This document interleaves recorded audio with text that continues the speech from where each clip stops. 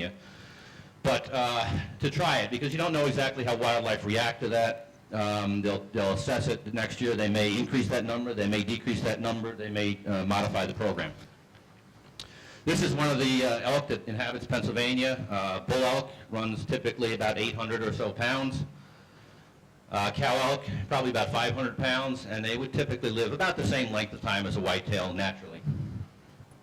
This is the Pennsylvania elk range. If you were to look at this, I could just as well tell you it was someplace in the Catskills. If you look at the topography of it, the physiography, ground cover, vegetation, it's very similar.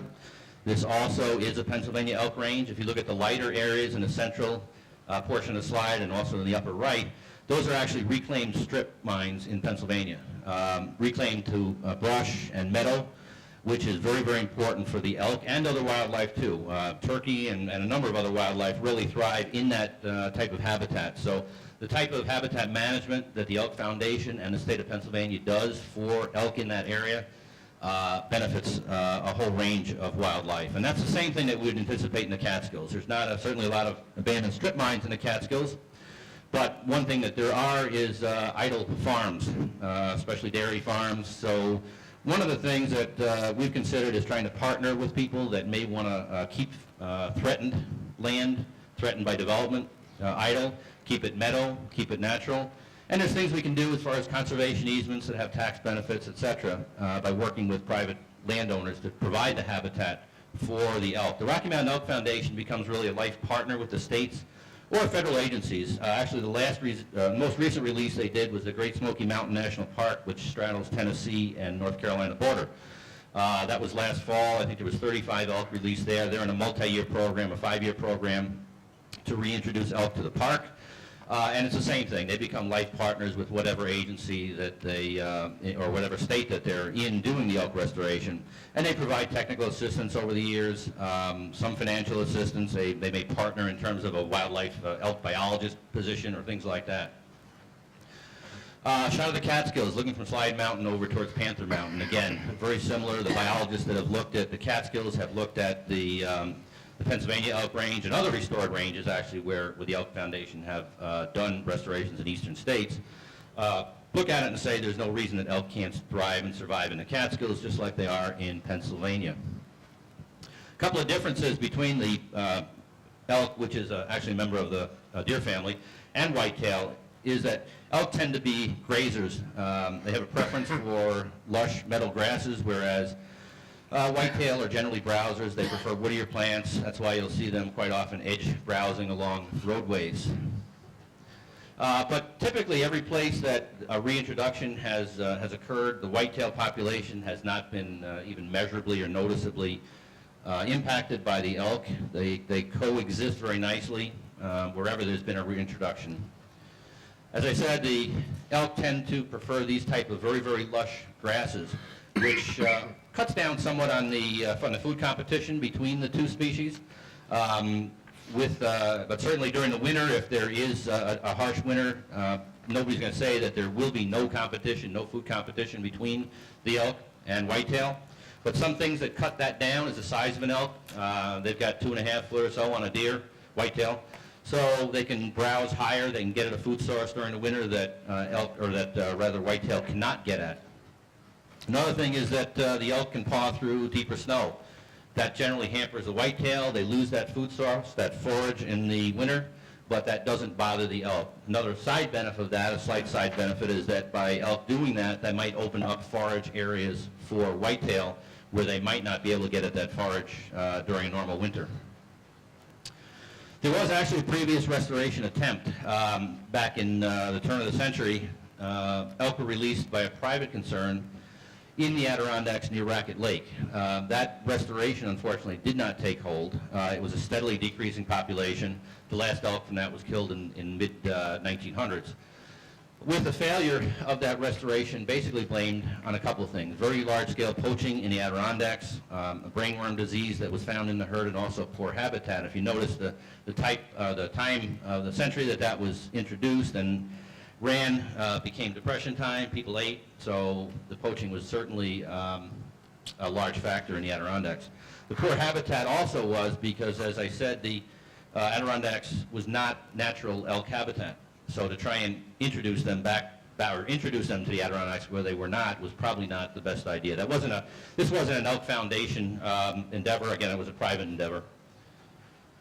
But the question that the Elk Foundation members, or some of the members in New York State, which now runs about 3,500 members in New York State in 14 or so chapters. There's a Capital District chapter. There's a Binghamton, Oneonta. The Catskills chapter is actually centered in Phoenicia. There's a Fishkill chapter, several of them throughout New York State, with the newest one probably going to be Western New York, either Dunkirk or South Towns. They said to the foundation, they went to the parent organization, which is in Missoula, Montana, and said, you do a lot of elk restorations in eastern states. They've assisted with restorations or supported them after the fact in Pennsylvania, Arkansas, Michigan, Wisconsin, Kentucky at Land Between the Lakes Federal Park, Cumberland Gap release, which was also last fall, and also in Tennessee, as I said, Tennessee, North Carolina at the Great Smoky Mountain National Park restoration. They went to Missoula and said, how about us? How about New York? Can you find locations in New York State that it might be appropriate to do an elk restoration? Well, what the response was the parent organization funded a study, a $97,000 feasibility study, totally paid for with private money out of the North American Habitat Fund, which is a Elk Foundation fund for conservation purposes. It was done by Environmental Science and Forestry School in Syracuse, ESF. Dr. William Porter ran the study, who is I've worked with in other projects and is probably one of the best wildlife biologists, I think, in New York State. The study actually was broken into two stages, with the first one being to try and look at very large areas of the state to eliminate, because it doesn't make sense to try and study habitat in all areas of New York State. So what they did was started to eliminate sections of the state. The areas in red, as you can see, are counties with greater than 15% cropland. It was thought there'd be a little bit too much competition maybe between elk and farming interests. The second was to eliminate areas that were metropolitan, therefore obviously Albany County, Schoharie County was eliminated along with Metro New York there. The third was areas within 5 miles of 4-lane divided highways, so certainly in this area, the Thruway, I-88, Southern Tier, Interstate 88 in Western New York, and also Route 17 by the Catskills. The fourth was to eliminate areas where we said elk were not native, and that would be the central Adirondacks. The result of that study was these 3 areas that were remaining for actually more detailed study. The Cattaraugus and Allegheny County area, western southern tier, a western peripheral ring of the Adirondacks, and the central Catskills. Stage 2 of their study was really to look at detail the habitat in those 3 areas and to evaluate whether they could support an elk restoration. The model that they used, which was a computer model, was done by satellite imagery to determine cover type, was quality of food, quality of the cover, the habitat diversity, and the road density. Road density, why? Because it's a measure of human activity. The higher the road density, more likely the higher the number of residences, the higher the travel. Also, another factor would be potential for poaching. The higher the road density, the further humans can get in towards the elk herd. So it wasn't a large factor, it wasn't an overriding factor, but it was one that was thrown into the model. It was also looked at both with and without road density as comparison. The habitat diversity was probably the most important of the factors, because we know that elk don't like all hardwood forests, they don't like all softwood forests. They also don't like all meadow because it provides plenty of food, but it provides no cover. So there was a certain mix that was set up as being the optimum for elk habitat, and basically every pixel of those 3 areas of the state were gone over with satellite imagery and ranked in terms of low, moderate, high, or optimum elk habitat. The result was this: western southern tier had very little high-quality elk habitat, which is the very small red areas that are shown. The rest of it being either low and a significant number of low quality and moderate habitat. The strip through the middle is I-88, or I'm sorry, I-86, which is obviously doesn't make it very conducive to try and do a restoration in that area. The peripheral ring of the Adirondacks was significantly better. You see some large areas of very high quality elk habitat up in St. Lawrence County. some very linear areas which are not really good to try and do restoration through the rest of the counties. But also notice the large amount of low-quality habitat, the blue, mixed in throughout that study area. Note also where that location is of the high-quality habitat that's up in St. Lawrence County, or at the upper part of the study area here. It plays a part in something later I need to talk about. The Catskills, though, was a significantly different story. The way that played out was you've got very large areas of Greene County, at least Greene County within the study area. You've got central Ulster, southern Ulster, even parts of, and some of Sullivan County. You've even got portions of Delaware County that have very high quality elk habitat. The other important factor is that you notice is very, very little low quality habitat. Most of it is high and moderate. Virtually all of the study area is either high or moderate. Why is that important? Well, that's the mix that's in Pennsylvania. Their elk habitat there is basically high and moderate. Elk do not need all high quality habitat. So it was felt that if we had the same type of mix as what was in Pennsylvania, then it would give a chance for the elk to thrive and survive just like they're doing in the state of Pennsylvania in that elk habitat in Elk and Cameron County. Notice that those areas, again, and the specific locations of them in Greene County and central Ulster and southern Ulster, because it plays into the next part of the study. That's just an overview of the map showing, again, the red is the high quality areas, the lighter green is the moderate quality. What we've done for the purpose of the environmental impact statement is to actually expand our study area beyond this blue central line here, which is the feasibility study area of Environmental Science and Forestry School. We're actually expanding the study, and we've done the mapping. We don't have a slide of it here, but we've done the habitat mapping and everything into Albany, Schoharie, and Orange County, as well as the remainder of the core counties, Sullivan and Delaware, that were not looked at in the original feasibility study. The purpose of that is not to say that the elk would ever range into those areas or they'd be released in those areas. We just wanted a long-range picture of the area just for the purpose of the environmental impact statement. The second part of the study was a social feasibility study that was done by Cornell University Human Dimensions Research Unit. And the purpose of this was to look at groups of communities in the 3 study areas of New York State to determine the highest social feasibility for restoring elk. And what they tend to say is community capacity approach. What that means is, does the community or groups of communities have the capacity to sit down and talk about an elk restoration? Would they just dismiss it out of hand? Are they forward thinking? And they were ranked according to that. The other part of the study was to look at who might benefit more or less from an elk restoration. Elk are a very large tourism draw in Pennsylvania, we know. They tend to produce about 50,000, at last count. Penn State did a study, and it's being updated this year, but about 50,000 visitor days per year. Generates about between $1 and $2 million in economic impact because of the tourism. And about half of the people that come to visit the elk herd stay overnight somewhere in the area. The interesting thing is that the elk, the height of the elk tourism season is early September to very early October, so it's after the Labor Day shutdown. It's before the fall leaf pickup. So it's a good fill-in if for tourism, for communities whose economic base is tourism, or at least partially on tourism. The interesting thing also about this study area compared to Pennsylvania, and we do not have the economic studies done yet, that'll be part of the environmental impact statement. But we do know that within about 4 hours drive of Pennsylvania, and we use that just as a benchmark, but within 4 hours drive of the Pennsylvania elk range, there's slightly over 7 million people. Within 4 hours drive of the central Catskills, that jumps to about 40 million people. So 30 million people.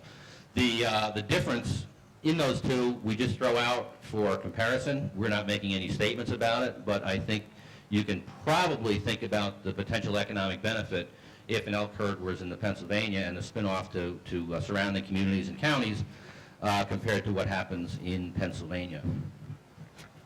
The result of that social study, or social feasibility study by Cornell, is this map. We'll discount the western southern tier just for sake of time because there's wasn't really suitable from a habitat point of view. But looking at the Adirondack area, there's certainly areas of high social feasibility. However, they don't seem to line up with the high areas of habitat suitability. They're down more into the more tourism-oriented counties. If you look at the area up in St. Lawrence County here that had the very high suitability in terms of habitat, it does not match with a social feasibility. Probably because most of St. Lawrence County is not a big tourism draw. It's not their economic base. Significantly different in the Catskills, though. If you look at the area again of Greene County, where I said, remember where the high habitat suitability is, you've got a very high social feasibility. Greene County's economic base is tourism.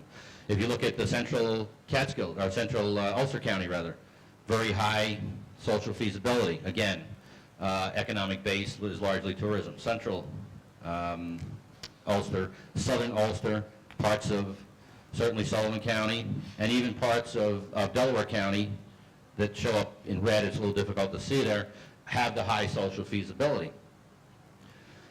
If you take those two maps, if you look at the map that says here's the high suitability in terms of habitat, and you marry that to the high social feasibility, it becomes clear why the Elk Foundation proposed the Catskills as the release location, as the restoration location.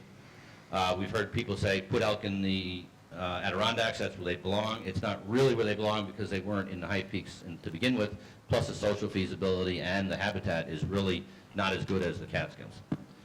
The message that we're bringing around to town boards and village boards and other organizations is that we are in this process of an environmental impact statement, and if we are to see elk in the Catskills again, to see a species restored that we obliterated, it's going to be a grassroots support that's going to do it. We know the science is there. We know that the Catskills will support it. We think it's going to be probably 50% science and 50% politics. So when it comes down to the time that the environmental impact statement's finished, we will be going back to towns and villages and other organizations with the environmental impact statement, asking for their support if they can support it, and if they don't, we'd like to know why. And we think it's going to come a time where it's going to come down to totally public support and their pressure, their letters into DEC, whether we want to see that restored to New York State or not, similar to other programs like bald eagle or otter and other species that we've brought back that we've basically eradicated. Just a quick couple of slides here I want to run through, and I'll answer any questions that I can at this point. Just how we do a restoration.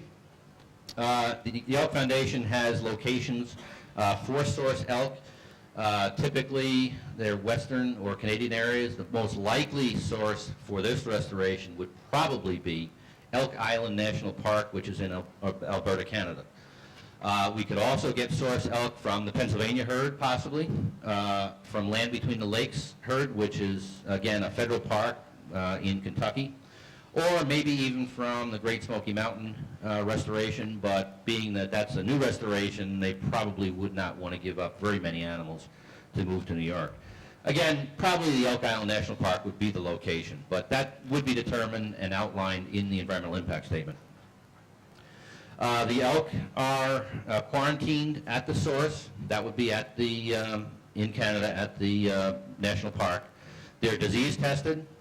They are, if there's any treatment in terms of parasites necessary, that's all done at the source. There is an Eastern elk protocol, health protocol that the Rocky Mountain Elk Foundation helped prepare, and all the states and federal agencies that have done restoration so far have signed off on that. We would present that in the environmental impact statement to New York State, DEC, to the health department, state veterinarian, agriculture and markets, for their input. If they required any additional tests or if there was any modifications to that protocol, we'd make those modifications accordingly.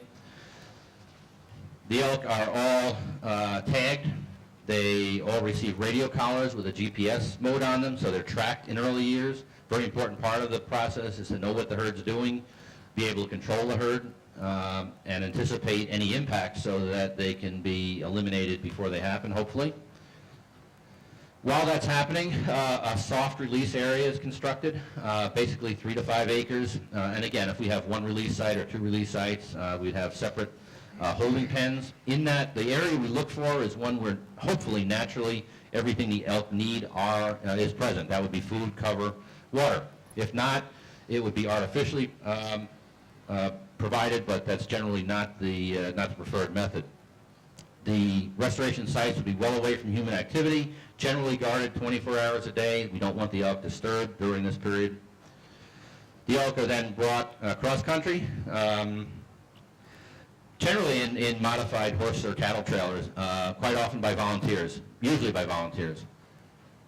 Released into the holding area, called the soft release area, where they're kept for a period, just an acclimation period, to let them settle down after the trip, let them acclimate to their climate, acclimate maybe to a new food source. Also, it's another quarantine period. The elk are watched during that period, so that if any animal exhibited any signs that they'd want to do further testing, that would be also done during that period. They are held in the pen until spring greenup. At that time, they're released into the wild and become citizens of New York State.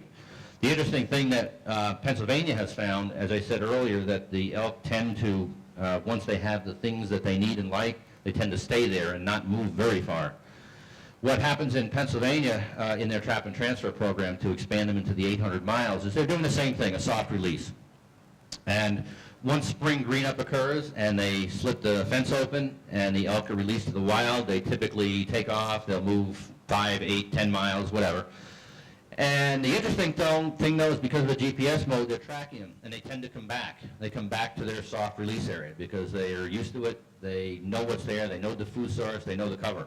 So it's just interesting because it gives a feeling of how elk tend to operate, I guess, as opposed to other species. Once they're released, they tend to kind of stay into smaller herds.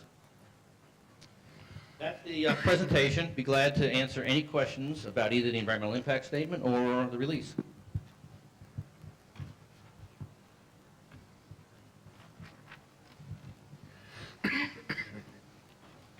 What is it you're looking for Gilliland? Gilliland's not in the area that's involved. No, what we wanted to do was to make a presentation if the towns in the outside counties were interested. The Elk Foundation tends to do everything that it does 150% of what's required. The Department of Environmental Conservation has gone through and it has just ended with a public written scoping period for the environmental impact statement. We will be preparing that written scope. What it directed us to do, which is way above and beyond what the DEC required, is to go to the outside counties, Schoharie, Albany, and Orange, and to put a mailing out that explained the program, so if anybody had any questions, we didn't want it being heard from somewhere else or in the papers, we wanted it being heard from us, the Elk Foundation. The other reason is because the environmental impact statement is looking long range, and we need to look long range. Again, I said we're doing the mapping outside those core counties.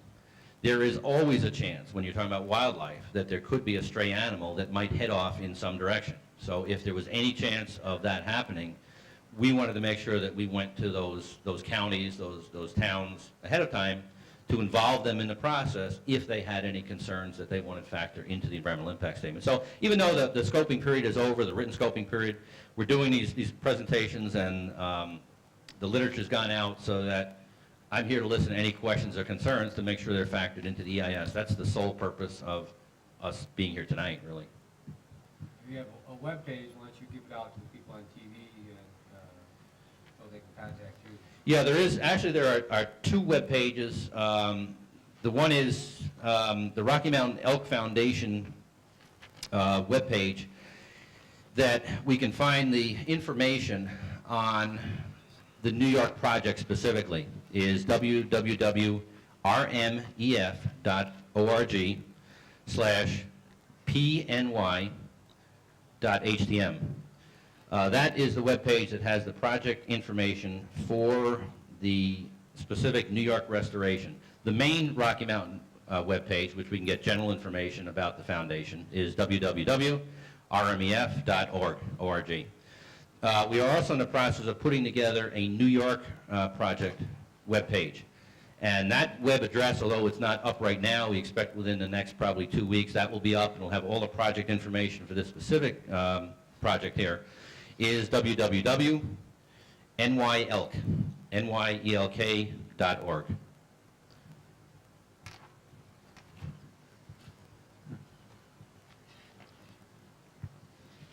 And when do you, guess 2002 is when you're looking for the release date? Actually, the schedule, the capture, the transportation, the release of elk are all time sensitive. There's a window, and that window is basically that you want to capture the elk in the fall, early winter, for a release the next spring. What we're hopeful of doing is that during this fall, during this winter, we will be preparing the environmental impact statement for an early decision, early next year, early 2002 decision by DEC on the permits. That would allow us basically the year of 2002 to arrange to get the elk. It's a waiting list. There's a lot of restorations that are happening in other states, so we have to get on a list to get elk from certain areas.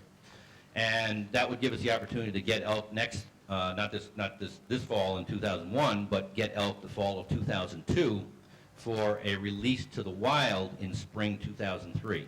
That's the earliest that we see. If for some reason the DEC does not make their decision soon enough in 2002, then that throws us into another year because of that window. But we're hopeful that it'll be a 2003 release.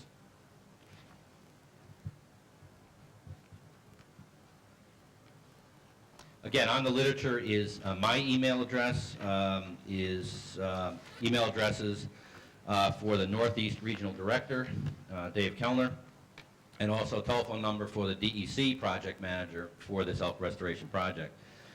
If anybody requires any information or just wants to keep abreast of what's going on, they can drop any of us a phone call or drop us an email, and we'll be glad to keep them on a mailing list of pertinent information.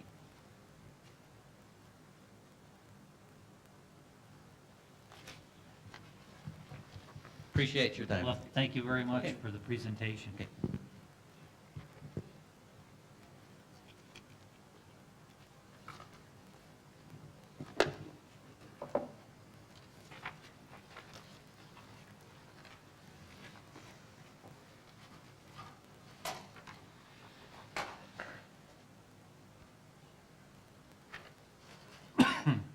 Normally have a public comment period, but I'm going to hold that while we're taking down the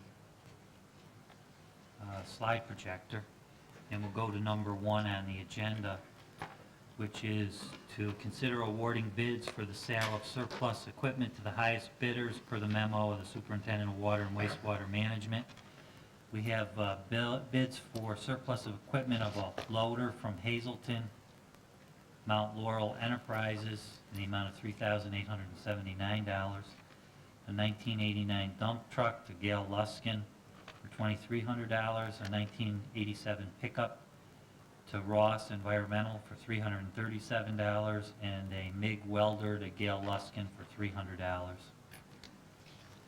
We have a motion to approve those bids. So moved. We have a second? Second. Roll call? Councilman Ricard? In favor? Councilwoman Slavic? In favor? Councilman Boswell? In favor. Councilman Dowdy? In favor. Supervisor Runyon? In favor. Next item on the agenda is to consider authorizing the superintendent of highways to go out to bid for sidewalk snow removal equipment. In this year's budget is monies to purchase sidewalk snow removal equipment, and we have a copy of a brochure for a trackless vehicle, which is a municipal tractor. We estimate that the cost to purchase the tractor, which will maintain the sidewalks, will be in the range of $55,500 for the tractor itself, and then the related equipment, attachments for the snow blower, the chute, and the hydraulic salt and sand spreader, brings the price up about close to another $11,000. So it should come out to a total of about $66,500, I believe, plus freight. Now, the town was not cleaning the sidewalks before? No, we had a contractor who did it, and we were paying, I believe it was $35,000 for the contract. Per year? Per year. The sidewalks would be done with highway and park personnel, so should not be any additional labor cost. we have a motion to authorize the superintendent to go out to bid for